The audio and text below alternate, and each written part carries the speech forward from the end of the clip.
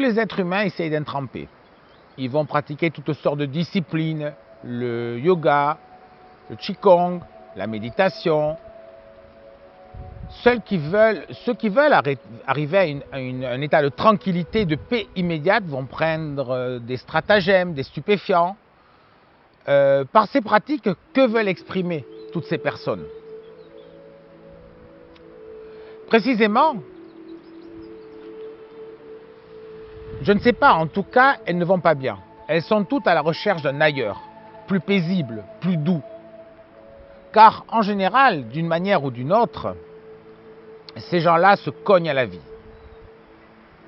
Dans les années 70, je ne suis plus tout jeune, les plus vieux d'entre nous, comme moi justement, s'en souviendront peut-être, il y avait une émission à la télé, une émission de variété, animée par un vieux chanteur, tellement vieux qu'il est décédé depuis pas mal de temps, qui s'appelait Sacha Distel, s'appelait « Les gens heureux n'ont pas d'histoire ». C'est exactement cela dont je veux parler. Quand la paix est plus ou moins en nous, il n'y a nul besoin d'autre chose. Il n'y a nul besoin d'échappatoire. Les gens heureux, les gens équilibrés, qui sont en santé, se contentent juste de vivre. Ils ne sont pas à la recherche d'un ailleurs, ou de célébrité, ou de reconnaissance, ou de paradis artificiel, ou de victoire. Juste, ils vivent. Et la vie suffit à leur bonheur et à leur joie. Ils sont juste bien, et ils sont juste naturellement agréables avec tous ceux, avec eux-mêmes et avec tous ceux qui les entourent. Si une personne est en phase avec la nature, je parle de la nature de ses expériences, s'il est en phase avec lui-même, il a tout à fait le pouvoir d'en faire une expérience agréable. Si la nature de l'expérience de quelqu'un est la colère ou la tristesse, par exemple, il va aller chercher ailleurs une compensation.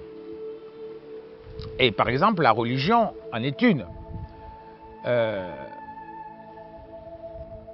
La religion est un exemple pour beaucoup, c'est souvent un ailleurs. Le problème, c'est que les religions en général ont exporté l'amour au paradis. Mais c'est bien pratique parce que tous les gens qui ont fait un enfer d'eux-mêmes veulent un paradis.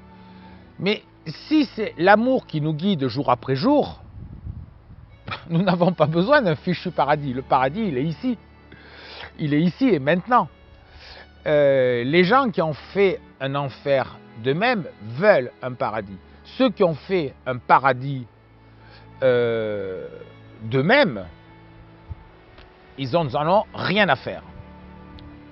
Le moteur d'une voiture a besoin d'huile pour fonctionner.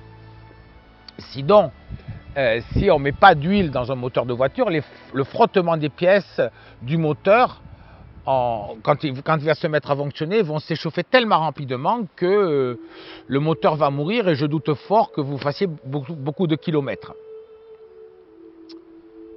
L'amour, je pense qu'il est intéressant de le voir comme un lubrifiant à notre fonctionnement de vie, avec la colère, avec la tristesse, avec les rancœurs, la culpabilité. On va se frotter, si on fonctionne avec ces moteurs-là, on va se frotter à la vie avec énormément de résistance. Et on vit en passant en force, tout le temps. Et là, notre psychisme va s'abîmer.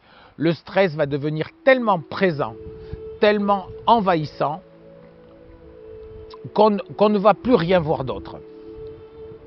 Et le corps va nous suivre dans cette histoire. Le corps nous suivra, et notre biologie va nous suivre. Et notre état de santé va nous suivre aussi, va se détériorer de jour en jour. Tous ces gens-là essaient de faire fonctionner leur moteur sans lubrifiant. Et la vie, dans ces conditions, s'abîme énormément et tout le temps. Des milliers de gens font ça. Nous avons un corps humain qui est une pure perfection. Mais les passions tristes, comme les appelait Spinoza, colère, tristesse, culpabilité, honte, mépris, va nous enfermer dans des stress sans fond et dans d'innombrables maladies. Alors franchement, je vous pose la question. Pourquoi choisissons-nous d'être malades ou d'être mal, ou d'être en face au stress, quand nous avons le pouvoir et la puissance de prendre conscience et de vivre dans un état de santé et d'équilibre? Je vous le demande.